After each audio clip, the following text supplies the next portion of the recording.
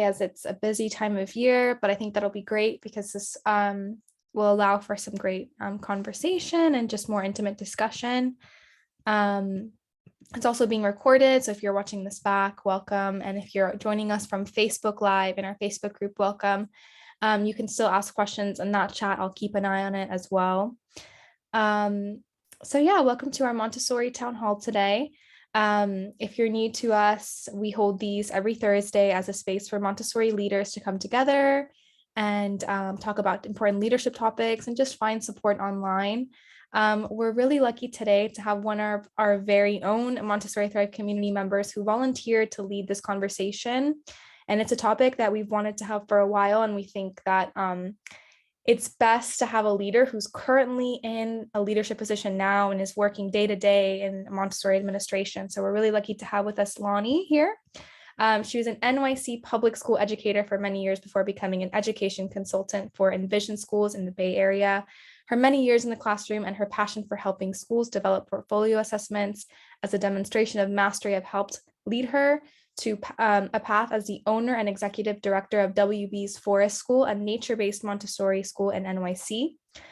She came to love Montessori as a parent first when she observed the wonderful social and emotional development and growth of her own daughter in a local Montessori preschool. We're really, really excited to have her on here today to talk about creating peaceful and happy and healthy working environments in your school community. I'm going to go ahead and pass it over to Lanny so she can present and share her wisdom with you guys. Thank you, Camila, for that lovely introduction. Folks, I'm so happy to be here talking to you, and hopefully we'll have some chat and some input from you, because this workshop of creating a peaceful work environment is, I think, really important to Montessori educators, as that is the goal for our classrooms as well. So a little bit, I will say that it really truly is a passion of mine to create a positive and peaceful work environment. And when I saw the posts come up on Facebook asking if anyone would want to present, it was the first time I volunteered, I will just say, because it is something that is truly important to me.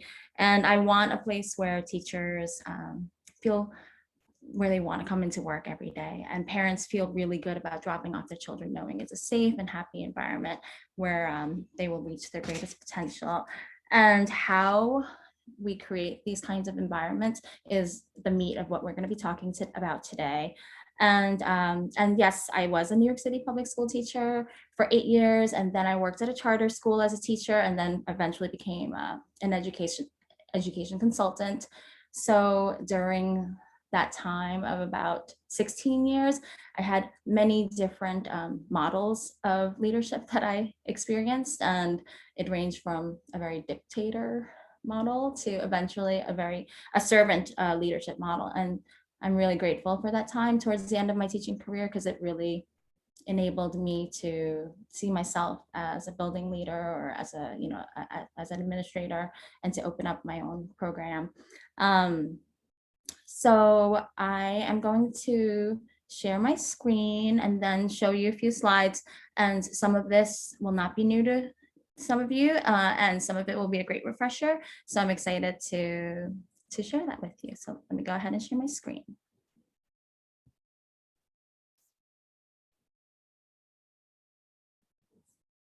All right, and the slideshow.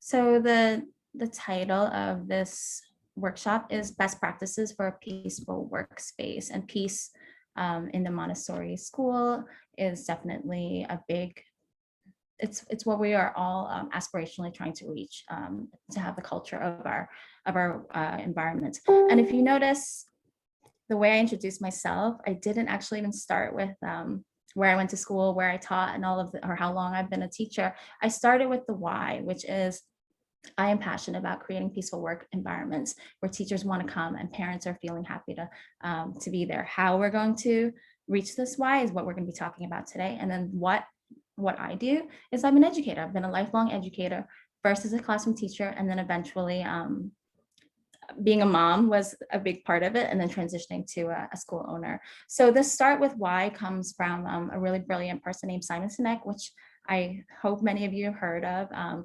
And it's a TED talk that has reached millions and millions of people. It's 18 minutes long, which we are not going to watch today. I found an excerpt of about a 5-minute clip that I think really kind of gives us the heart of Start With Why. And I'll talk about afterwards why that starting with why is going to help drive a peaceful and positive work environment in your school. So I'm going to show you the clip now. And I hope the audio works great. Call it the golden circle. Ooh.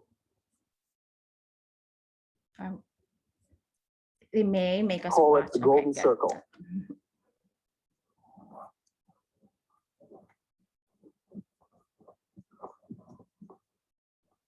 Why, how, what?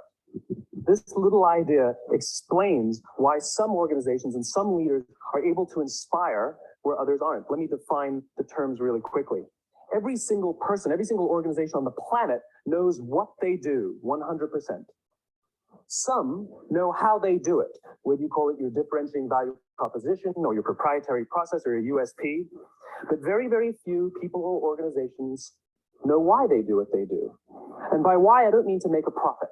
That's a result. It's always a result. By why, I mean, what's your purpose? What's your cause? What's your belief? Why does your organization exist? Why do you get out of bed in the morning? And why should anyone care?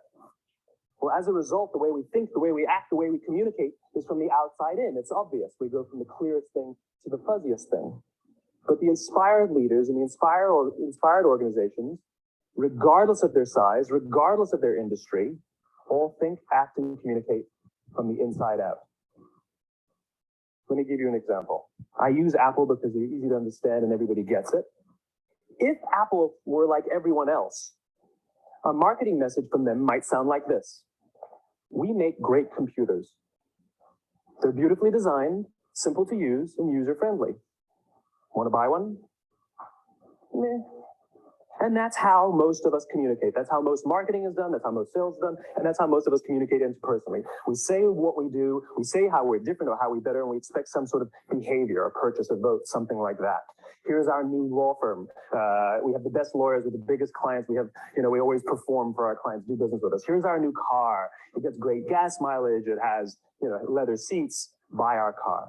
But it's uninspiring. Here's how Apple actually communicates. Everything we do, we believe in challenging the status quo. We believe in thinking differently. The way we challenge the status quo is by making our products beautifully designed, simple to use, and user-friendly. We just happen to make great computers. Want to buy one? Totally different, right? You're ready to buy a computer from me. All I did was reverse the order of the information. What it proves to us is that people don't buy what you do, people buy why you do it. People don't buy what you do, they buy why you do it. This explains why every single person in this room is perfectly comfortable buying a computer from Apple. But we're also perfectly comfortable buying an MP3 player from Apple, or a phone from Apple, or a DVR from Apple. But as I said before, Apple's just a computer company. There's nothing that distinguishes them structurally from any of their competitors. Their competitors are all equally qualified to make all of these products. In fact, they tried. A few years ago, Gateway came out with flat screen TVs. They're eminently qualified to make flat screen TVs. They've been making flat screen monitors for years. Nobody bought one.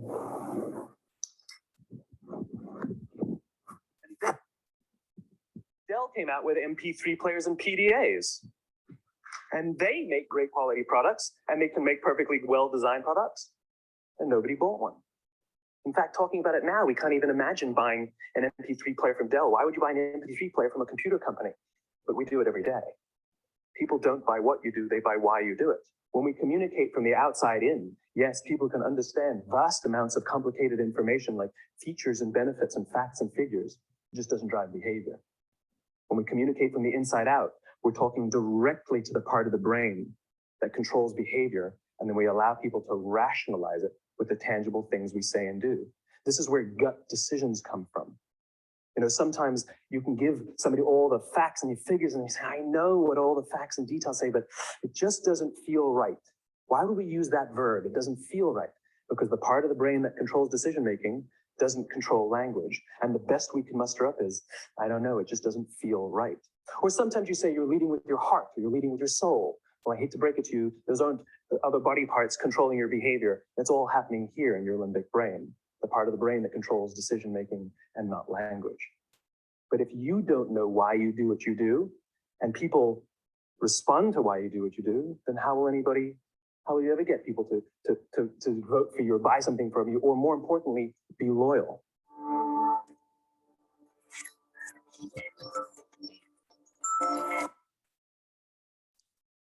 So the reason I shared that with you all, I was first introduced to Simon Sinek's ideology about starting with why when I was in the Westside Montessori Administrative Credentialing program in 2019.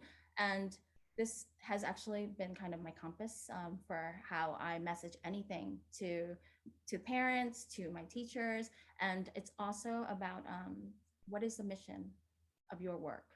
What is the mission, and what is the why of why your school exists? It can't just be because we are a Montessori school in Denver, Colorado. There has to be something of why do the teachers want to come to your school to work with you versus at another program, or why parents will want to come to you. And the mission and knowing the why of the heart of your program is going to connect the teachers to why they want to be part of this community. And we all know that there are easier ways to make money than being a preschool teacher or elementary school teacher. Many, many easier ways. But this is there is something about being part of your school, your community, being in a Montessori school, or in my case, a nature-based Montessori preschool in New York City, where we are surrounded by concrete, where we are looking to create like future peacemakers, for kids to make a connection to nature and see that they can make change in the future. So that's kind of one important piece I wanted to introduce to you today. And as you plan for your staff meetings, and anytime you're bringing big decisions in front of your staff, starting with the why, and then how will you get to that as a team is really going to help drive a positive and peaceful work culture for you. I'm showing you a graphic of something you are all so familiar with and you've seen many, many times. And this is the learning triangle of Montessori. I don't know how many people are with us, but I'm gonna just ask, can anyone just unmute yourself and just share in one sentence or two, pretend I'm a parent that's never seen this before. What am I looking at here? How is this different than being in a traditional public school or traditional preschool? If there's any brave soul, please just unmute yourself and just share out. I would appreciate it.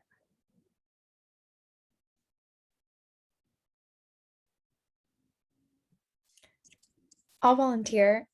It's not a hierarchy necessarily. Everything is linked together rather than teacher at the top and child at the bottom. Thank you. Yes, absolutely. And whenever I talk to parents about Montessori, this is what I always show them. And we talk about this in our the opening fall night when we're discussing the curriculum night. And I'm going to go to the next slide, which, let me see if I can get to it. Okay, so again, looking at the why. Why do we have this triangle where we have the child at the apex of the triangle, right? It's to create a peaceful classroom environment where the child can reach their fullest potential. Well, how do we do that? We create an environment with the child in mind. Their needs are being met, their interests, and we're challenging them. Well, what do the teachers do in the classroom? The teacher observes, guides, and support. We don't intervene unnecessarily. We don't interrupt the focus and the flow. We're observers and we lead and guide, right? So that's kind of how, I mean, it's amazing if when parents and new people walk into a Montessori classroom, they see, maybe not in September, but by November, it's very peaceful. You see young children walking around independently, walking to different areas of the classroom, manipulating and working with many different curricular areas. Well, what if I told you that this graphic, what we all know very well as the learning triangle of Montessori, it's a parallel process for teachers as well. So what does that mean when I say it's a parallel process?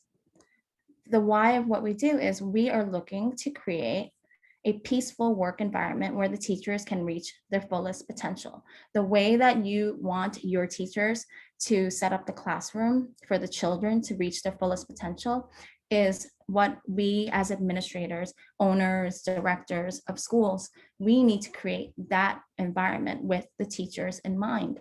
And how do we do that? We create, I just said, we create it with the teacher in mind. We make sure that their needs are being met. So financial needs, physical needs, all the materials that they need, and to make sure that they are growing and they're being challenged and that their interests are being met. They can follow their own passions and curricular ideas and bring their best into the classroom with the students. So what do we do as administration? Similarly to the role of a guide in a classroom, we observe, we guide, and we support. We don't intervene unnecessarily. We don't walk into a classroom loudly, talking to the kids and interrupting the focus of the flow. And we, just like the teachers, are models for our staff members. And I really do believe in a servant leadership philosophy, which I will talk more about at the end of this. And when I was in that administrative credentialing program at WBees Montessori, this idea, Judy Jablon, if you've ever read her books, she's an amazing teacher leader, and she just kept saying it's a parallel process. And that really was something I had to ingrain in me. So instead of, just like you wouldn't want your teacher standing at the front of the classroom, loudly clapping, getting the attention of everyone and and constantly doing whole class learning, we as administrators don't want to lead in that way either, where it's about us. No, it's not about us. The greatest thing we can do for our parents is to provide a school with dynamic and amazing teachers that are stable and happy and that are going to come back year after year to be there to loop with your children, with their children. So let me go ahead and go to the next slide. So I have this idea. We'll see if it works. I wanted folks to brainstorm for just 5 minutes. And again, I think I have to look to see who's actually like on the call today. But because if you're here at today's meeting, maybe it's because you want to share some great things that you're doing at your school that you think are creating a really positive, peaceful environment. Or maybe alternatively, you're also thinking of what are some elements of my school that are blocking the positivity that I really want? What's really creating that block for that piece? So I myself did this exercise this morning.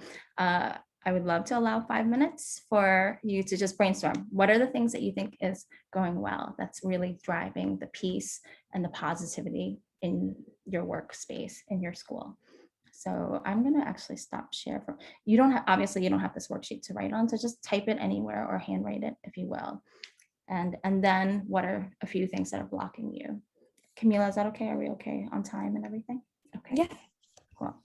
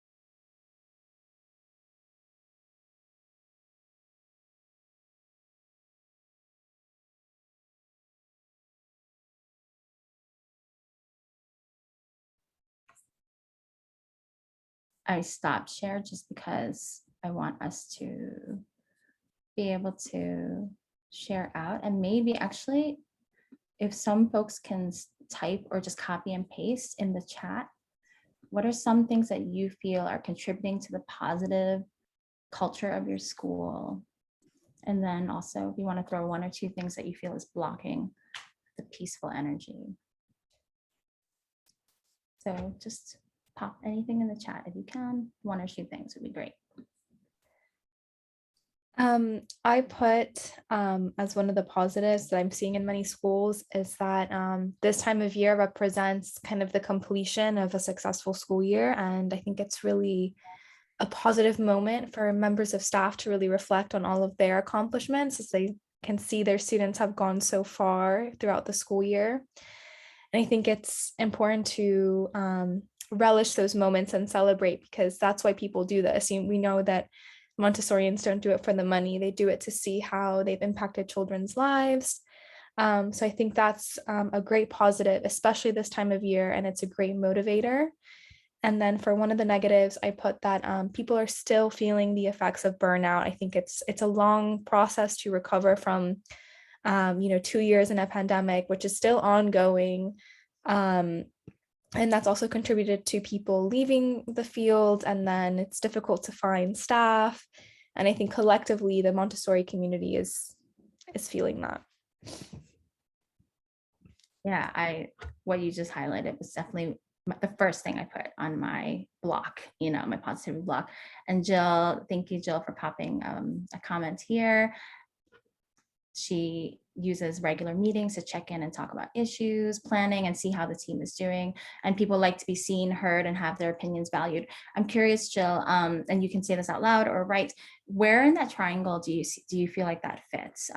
Is that something, and this is an exercise that I had in my mind. I have no idea if it would actually work, but I was thinking, if we listed the positives, right? Like, where is that following the need of the guide, the needs of the teachers, I mean?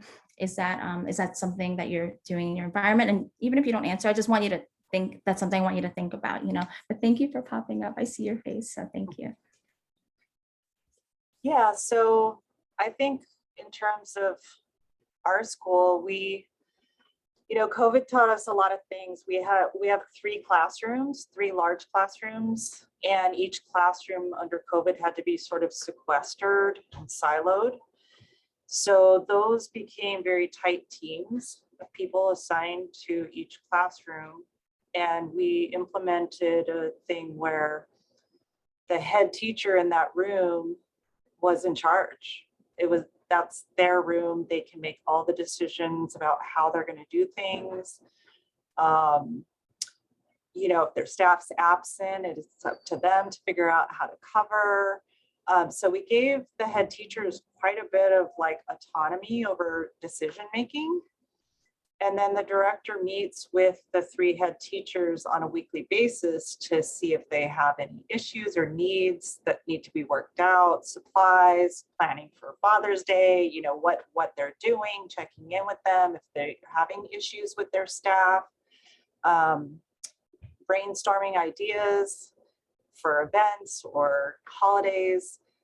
So really it put a lot of power into the hands of the head teachers that, it was like having 3 schools under one roof. And each teacher's style is respected. They don't all have to do the same thing for Father's Day. They can come up with their own idea for what their class is doing for Father's Day, or what, of course, lessons they want to present on what rotation and things like that. So I think actually empowering your staff to make some decisions and sort of run their own program is very empowering. And then coaching them how to work with their teams in the same type of way, where they can give their assistants some autonomy over things and responsibility for certain things. So as you said, it's not a dictatorship. It's more like, this is your show. Like, you are welcome to do it the way you want, as long as things are being done in a Montessori way. So it was actually really helpful during COVID to sort of create that model of autonomy and ownership over how they're doing things. That's so great that out of a need for something that because of COVID, you couldn't have, all the classes intermingling and mixing and having these big meetings all together, that you've helped create these autonomous little communities, but with the mission of, the why was still clear between all the classrooms and with you, and that those weekly meetings really kind of brought that, to home for your team.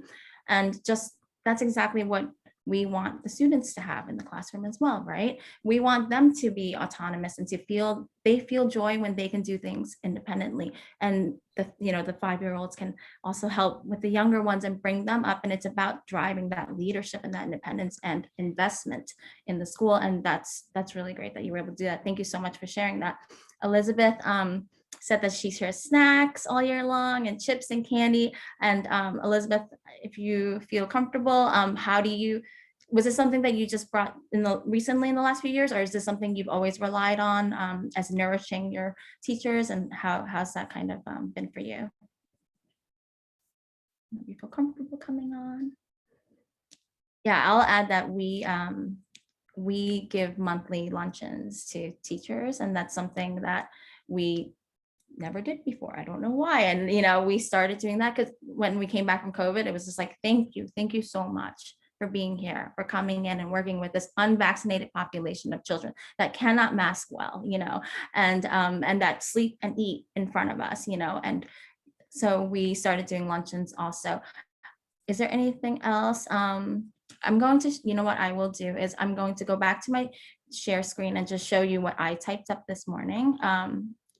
And we'll see if those resonate with any of you. Oh, my computer's restarting. No, please don't restart. Am I still on? Okay, I'm going to ignore that one. And so some of the things, there you go. You can see this. Yes, Camila, you guys can see this? Okay, yeah. Cool. So this was a quick and dirty, like 10-minute brainstorm for me. I am very mindful of teacher pairings and thinking about the strengths in each teacher and personality types. There is no one perfectly well-rounded, like the most well-rounded perfect teacher. It's about thinking about which teachers will work well together and will complement each other. So I have some head teachers that are great with the children, not great with parent communications. They don't love writing on bright wheels, sending photos, things like that. So then I pair them with another teacher who's strong in those things, but is learning how to, give a Montessori lesson still, things like that. And it's okay. We are all growing and learning. Just like a 3-year-old walks into the classroom, we don't expect them to know everything and how to do the work cycle, perfectly from the start. It's a 3-year cycle that we have with them. That's how we approach our teachers as well. It's an opportunity to grow. We have this arc that we grow with them. It's important to give good salaries. We have JustWorks, which we use to process our payroll, but they give us access because they're a PEO to amazing health insurance.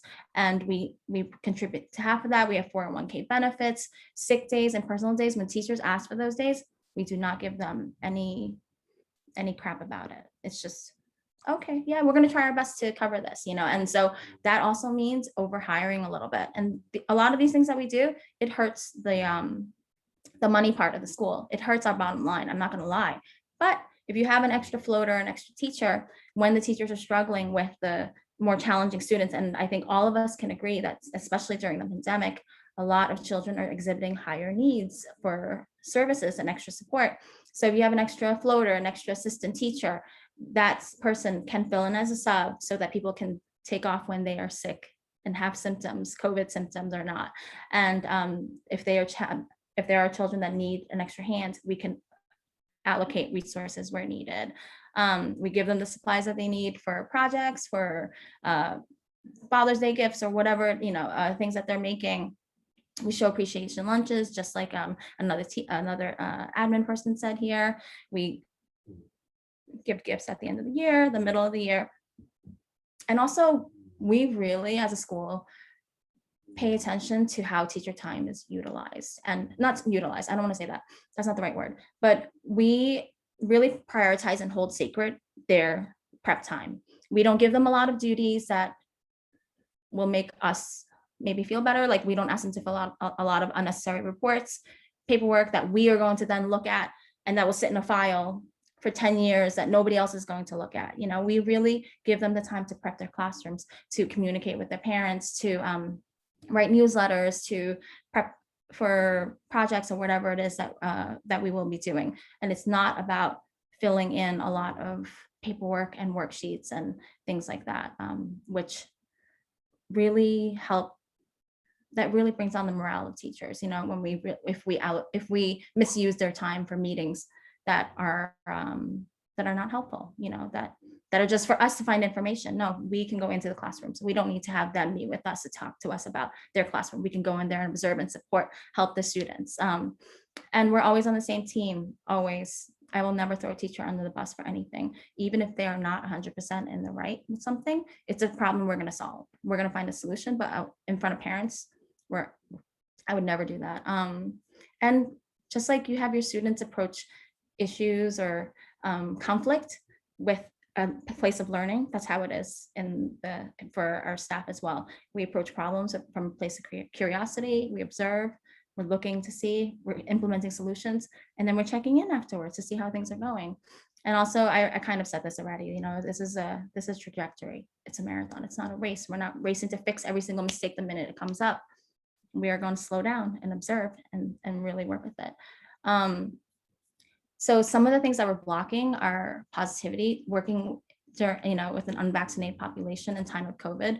I realized, you know, in the beginning of the year, beginning of the pandemic, we really did a lot of things where we were like emailing out anytime there's like a close contact case, you know, and you know, just really, it was like we were on high alert the whole time. It was like code red in New York City. We're in Queens, you know, think about like when you read the news stories about like morgue trucks coming in, you know, we were there.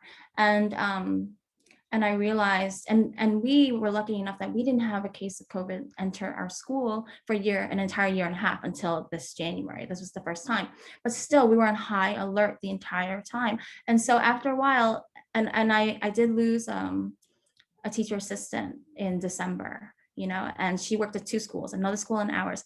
That school was the one that actually had a case of COVID where she couldn't go see her family for Christmas time, but she quit my school. And I was like, why did she do that? You know, and it made me think, it's like, it's because of the way we're messaging. We want people to have access to information so they can make good decisions about their safety, but it was too much. So instead, we created a document that was an illness tracker and a close contact tracker that if any parent, if any teacher, any staff member wants to access it, if they want to make a decision every morning, whether they want to send their child into school, or if they want to see whether it's safe for them to come into work or whatever, they can access that at any time. But we stopped emailing out for close contact cases, for illnesses and things like that. The information was there, but the messaging was different. So that was something we had to really like kind of think, like search ourselves internally, you know, and really think about like, what is it that we're saying and doing? I'm sure many of you have demanding parents who want to dictate what's happening in the classroom. They're anxious. They're sending their most precious person into a place where they can no longer enter and come into school. So a lot of the hard decisions we've made in the last 2 years, they impacted our bottom line and it costs us money. But there were families that after trying to work with them, after trying to really like give them what they needed, I realized we couldn't make them happy. And in those cases, I opted to really like hold sacred the sanity and the culture of the classroom for my teachers. So we let those families, it happened mid-year. I knew they were going to another school in Brooklyn. I'm friends with that director. I reached out to her, asked her if she had spots for those kids at that moment. She did. Great. I reached out to the parents. We had a meeting. I let them know that, you know, after a year and a half, we really tried hard. We couldn't make them happy. Thankfully, I found an alternative school, which is a school your kids are going to this fall anyways. There's a spot for them in next week if you'd like to, or 2 weeks time. We will refund you the rest of your tuition for the year. And no, I didn't let the other director know, you know, our issues because I didn't want to color your entrance into that school. But that really has helped shift the culture, because I was willing to let go of this one family that was really damaging to this one classroom. It almost seemed like since February, it's been a different year in that classroom. And then as far as, a high number of students with high needs for extra services, the administration is observing. We are leading conversations with parents, we are supporting, and we are also following up to make sure that the children are getting evaluated for OT, speech, and sometimes for an IEP if need be. So those are, it's about giving your teachers what they need so that they can bring their best and flourish in your school, and to also have a mission or the why be clear in all of your conversations always, so that it's bigger than just coming in for a paycheck or coming in because they're supposed to be there that day. I'm going to end with this idea of servant leadership, and it really speaks to what one of the, sorry, I'm forgetting names just because I'm horrible with names, but what was talked about, how you gave autonomy to the individual teaching teams. So servant leadership is, it's a leadership philosophy built on the belief that the most effective leaders strive to serve others rather than accrue power or take control. So always we are modeling where we can help students with going to toileting. Like I can throw out garbage, and we can do the things that need to be done, but we are encouraging a variety of different viewpoints, because that's going to enrich you. The trust is the piece, as far as like you're there for your parent, you're there for your teachers always, and there's, even if things go wrong, it's like, how can we learn from this? How can we grow from it? And it's not about us, just like we don't want our teachers to be like the showman in front of the classroom. And a big piece, that last one, foster leadership in others, that really helps people grow so much, and it helps keep them happy because they're moving forward. And I will share, like I've been, WBees Montessori School, like we've been doing this for about 8 years now, and 4 of my former teachers have gone on to start their own schools or their own micro schools, and I am still in contact with them. They're my colleagues. We cheer each other on, they're when they have gains, or they celebrate each other. And now I have another teacher who's moving on to be an administrator in another program, and we're still part of the community. There's no there's only love. I want people to grow. It's their life, it's their choice. But we also have a lot of teachers that come back to us too, our teachers that recommend other teachers to us. So I've been really grateful in that staffing has not been an issue at our school, because we have a really great culture at our school, and it's the piece that maybe some of the teachers will move on, and maybe the parents, the families will move on, but what stays the same really is this idea to serve and to create a great school for everybody involved. So I want to thank folks that shared and are part of today's talk. Yeah. That was really great, Lonnie. Do you mind if I ask a question? I'll ask the first question, and then we'll also open it up if anyone has any comments, ideas, questions. I just wanted to applaud you, first of all, because I think that from a digital marketing perspective, I think the whole idea of looking at the why is so important for recruiting, also for creating a great working environment. And I just wanted to hone in on that. What do you really do to keep your staff motivated with the purpose, the higher purpose and mission of the school throughout the year? Yeah, I think whenever we use the mission, and our mission is to build empathetic, and it's on our website, to build empathetic and environmentally conscious minded children that feel that they have a connection to the wider community, to one day be change makers and all of that. So we really, when we are making decisions about, when the teachers are thinking about like what topics do we want to study, where are we going next, that is ever present in their decisions. But also, for example, it's the end of the year, and tomorrow we're having a staff meeting, and I mentioned this to Camila and Camille, that as a school, WBees School, we just got awarded the 3K contract from the DOE and, New York City, which means we are a privately funded school that is now going to be getting some public funding. This is creating it's creating a variety of emotions for the Montessori trained teachers. It's how are we a 3K school and a Montessori school, right? And for families are excited because they're like, oh my gosh, you're gonna be free in this community. This is amazing. So we have to look at the mission. How do we serve? How do we why? Why are we doing this? Why are we doing 3K?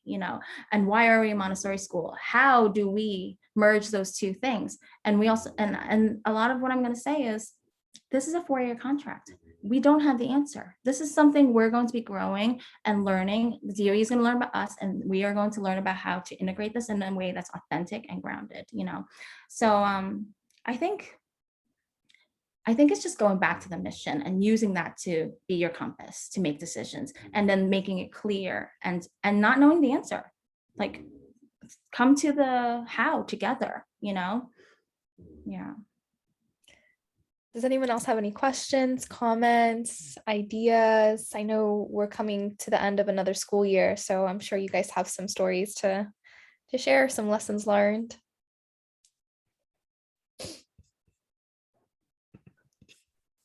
Yes, Jill? So this is probably a separate seminar for you. So as a school leader, I keep coming back to who supports the school leader. So as a school and teachers and a community, we support children, make sure they have what they need. We support parents, make sure they're happy and have what they need. We support teachers and make sure they're happy and have what they need. But who supports us as school leaders? And maybe that's a separate seminar. But I just wonder, where do you get your support and your strength from? It's been very difficult, especially these last 2 years, leading an entire community of needs. Yeah, you're like the backbone. What I found during the pandemic is the parents are looking to us for. They're looking for us to really be that stable force, and I didn't realize it till the pandemic as much. And what happened at the staff too. And staff, they want to know, and we are making decisions of pandemic experts. We're creating policies because the Department of Health is very slow to make decisions, and sometimes we're like, that doesn't sound right, so we're going to do something a little bit extra. So I'm part of something called the Brooklyn Coalition of Early Childhood Educators, and that was started, honestly, I feel like on the onset of the pandemic, and there are 60 directors and school owners, and it's just a group, that we email each other, and we'll just send out emails like, oh my gosh, somebody was positive, on this day, but they were here and this and that. How do you message? Do you have a good email format? So you do. I don't know, where do you live? San Francisco. Oh, you're in San Francisco. Yeah. So I've always been of the mind that there are enough families for every school, that we don't need to look at each other as competitors, and we each have our own niche thing. I'm friends with the directors 4 blocks away. When the inspector comes to me, I text them oh my gosh, they may be coming to you. So I think we need to come from a place of not having a deficit mindset. There's enough for everybody, and we need to help each other, so you need to find your mentors and your supporters and folks that you can be real with, that aren't going to then post on Facebook, oh well, then this is happening, That's a good advice. I mean, my owner is part of a directors group, and she will often tell me what she's hearing on that group, and in some ways it's kind of just reassuring. We're not the only ones. We're not the only ones that are dealing with all of these things, And I don't know if you're on Facebook, but there are Facebook director groups too. There are Facebook groups per state, and I even just had somebody just reach. There's a woman, she's in North Brooklyn, and she just emailed a bunch of directors and was just like, I hope you guys are doing okay. I just want to reach out and just say, if we could just share resources, or if you ever want to get together, whatever, safely outside or whatever. I think, especially because we're so siloed now, Just like your own classrooms as a silo, like you need to find your community and build your community. If it doesn't exist, make it exist. Yeah. Okay, And great. things Thank like you. this too, Thrive, like things like this, like you coming Thursdays, like we're not alone, and we're doing the important work. We really are. Like this is the work this is why we do it, it's people. Yeah. Okay, that's great. Thank you so much. But also take your days, and you know what, when my director, so I'm not the executive, I'm sorry, I'm not the egg director. I'm actually offsite, and I will tell you that, so I have allocated budget so that I could have an ed director on site. And the pandemic has allowed me to do this. I can have Zooms with my parents, I can support teachers. I'm going on site tomorrow, but I'm not there every day by any means. So it's like, and when my ed director got COVID and she was out for 10 days because she got really sick, I was like, the school ran beautifully without you. That's how you know that you have a functioning school, So just like you're allowing your people to grow, like you can step away, you can give, tasks to other people. Yeah. Because it doesn't mean you're a slacker. It means you're growing leaders. Yeah. Thank you. Of course. Yeah. Jill, I also want to quickly add, because I think that I 100% agree with Lonnie's suggestion to join an online group. Also, if you're looking for additional support, I know one of our past speakers, Mary Lou, she does one-on-one coaching calls, and it's whenever you want. You don't have to sign up. She's amazing. She's been at several of our town halls. I'm going to drop her link here. And she does the leadership support one-on-one, where if you have a problem that you don't know what to do, you can contact her and just get a second opinion. She's also super active in some of the other online community Facebook groups, like the Montessori Administrator group on Facebook, which I think has like 3,000 or 4,000 members across the world. So if you ask a question on there, you're gonna get a few responses, usually, is what I've noticed throughout the pandemic. So it's a great place to find support and not feel judged, because there's a lot of people on the same boat. Yeah, and there's some Facebook groups just for Montessori administrators too, right? Like, Jill, email me and I'll send you some resources too. Awesome. Yeah. Thank you. Yeah. Down here. Yeah. Yeah. Sometimes it's just lonely at the top because you're just like supporting all these other people, but you're just like, who's supporting your backbone? Absolutely. And then that creates like some burnout, because you're just like keeping all these plates spinning and everybody feeling safe, but like you're like, I hope I made the right decision, You know how your head teachers are kind of like stepping up as almost like assistant directors of each classroom. Like I feel like you don't have to have the answer. Like you surface up the question that the four of you discuss, and you guys, and they're gonna come up with great stuff, or they might echo what you're already thinking and just reinforcing what you're already thinking, And there are times when we have decision fatigue. We're making too many decisions, and I'll just say, I don't know if what I just said makes sense, or if that's even the right decision, but I'd love to hear your feedback. And they will step up, and in a way to like all hold each other up. It buoys everyone,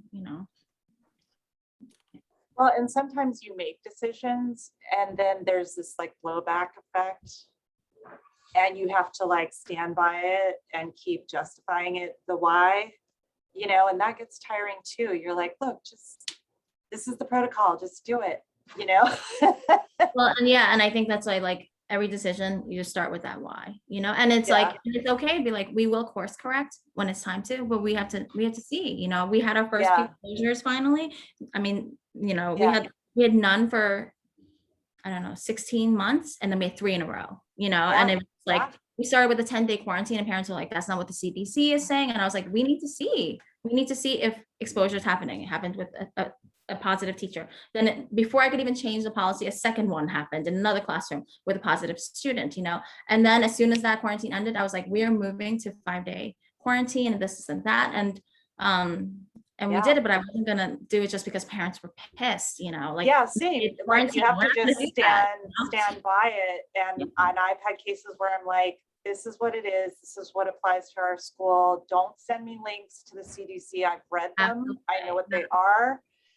And this is how we're going to roll at our school. And if you don't like it, No, and sometimes I'll find a say, place where they don't have COVID. yeah, and I'll say we're not philosophically aligned in what's safe, Yeah, what, you know, exactly. in the safety of our school, and you should be at a school where you agree with the policies, you know. Yeah. Yeah, and I very much messaged that we are a community.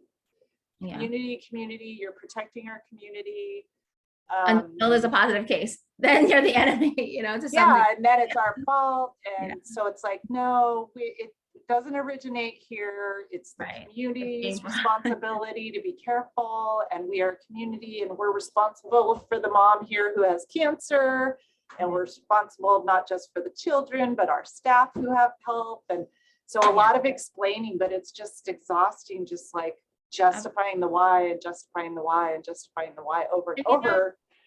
Sometimes it's okay to not have to justify and just be like, you know what, we just really hope that everyone's safe. Yeah, we're gonna see exactly. that's it, you know, exactly. like I don't have to have a Zoom with every single parent that's angry, you know. No, and we've done some town halls on Zoom.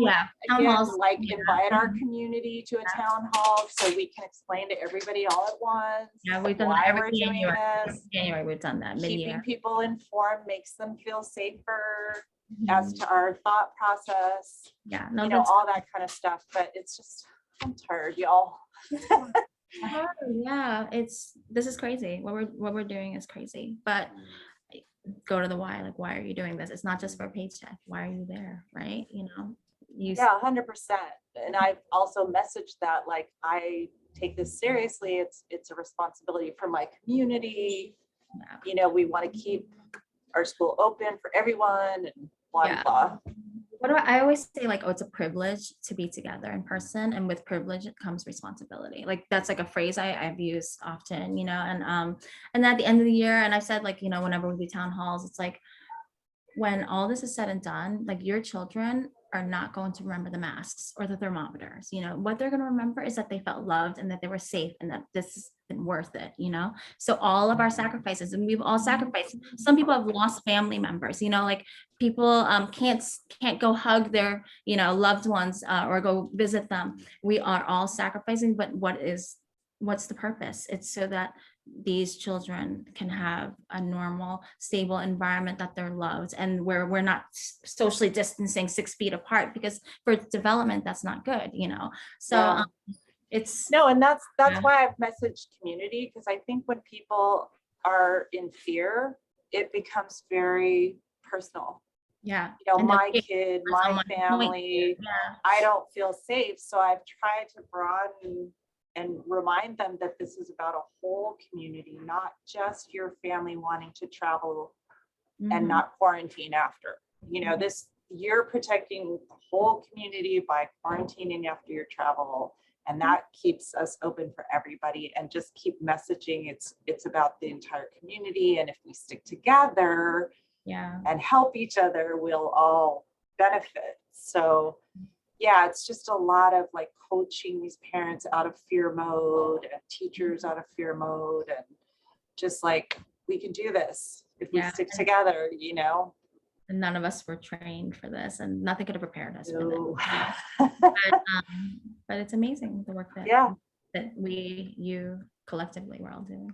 The thing that I remember when I was an administrator was that, and just as you're sort of alone at the top, but you also have that unique perspective of seeing the whole community, right?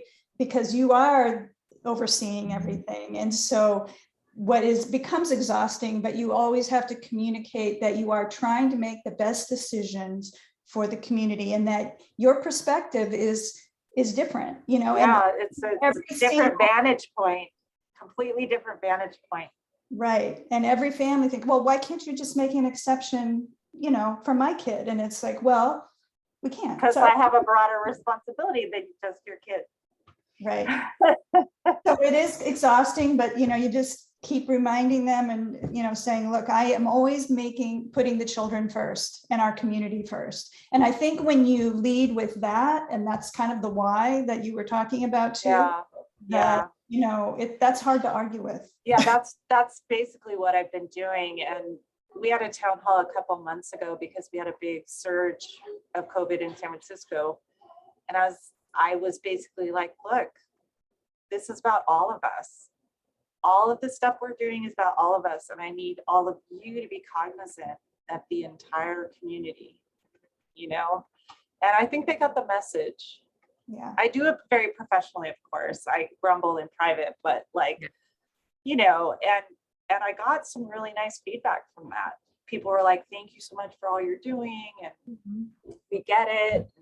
We're on board. And yeah, it's just being very transparent about like, look, there's people beyond you. Right. Yeah. Exactly. For all the squeaky wheels, like for like those 2 or 3, there's like 10 families per each one, you know, that are so grateful, but you just don't hear it, which is unfortunate, you know. But yeah, find little community people that you can be really transparent with, and we are all in it together. We're all dealing with it, you know, different waves, maybe different times, but we are like all experiencing it. Yeah, and I empathize because it is scary for me. It's scary for people with little kids who are unvaccinated, and so I try to, you know, hold their hand a bit and explain to them what I know about COVID and how it works and what they should do, and be clear in my policies so that they don't have to go to multiple websites, you know, and scramble when something happens. But yeah, it's about building trust and confidence. But then that just goes back to what I began with, which is like, who builds my trust and confidence? You know, you really do have to have a steely backbone and know what your mission is and stand by it, you know? Yeah. And I know Camilla dropped in the chat here. That's really how Montessori Thrive started, because we started these town halls during COVID because yeah, that's how I came to find you guys. Yeah. So, you know, that's really the purpose, is to provide that community for the leaders and the support and the, you know, whatever you need. So anytime you need anything or have suggestions, you know, we'd love to hear them, because that's really the purpose. You know, we're here to serve you guys. So anyway, just wanted to throw that out. I dropped my email in there, Jill, because if you have any ideas or suggestions for a town hall you'd like in the future, just email me, and I schedule these based off of what the community really wants to learn more about. I know this was a requested topic from one of our other members, and we're lucky enough to have Lonnie step up and share her wisdom on it. So it kind of works as a community and an exchange of wisdom and support. So feel free to email me. Thank you. Yeah, I've attended many of your webinars and just so appreciate Camilla and Camille and all you're doing, because it made me feel a lot less alone during the last couple of years, and got reinforced a lot of things that we're doing. So thank you guys. Yeah, that's awesome. Well, we're coming up to the hour now. I just want to pause if there's any last minute questions. I think we covered a lot here. Thank you so much to Lonnie for putting together this presentation. She didn't have to step up, but she did, and she did a great job covering this topic and sharing some great ideas. So we're really grateful for Lonnie. And then next week, we're going to be joined by another speaker. We're going to be doing our town halls till the end of June. So our last one will be the last Thursday of June. We're going to take a summer break so you guys can disconnect, recharge, take some time to be with your families or outside. And then we're going to be back with our weekly town halls in September, when you guys are gearing up for a new academic year. So yeah, we'll see you next Thursday. Thank you very much. Thank you for everything. Thank you for the opportunity. Bye all. Take care. Thank you, Lonnie. thank you.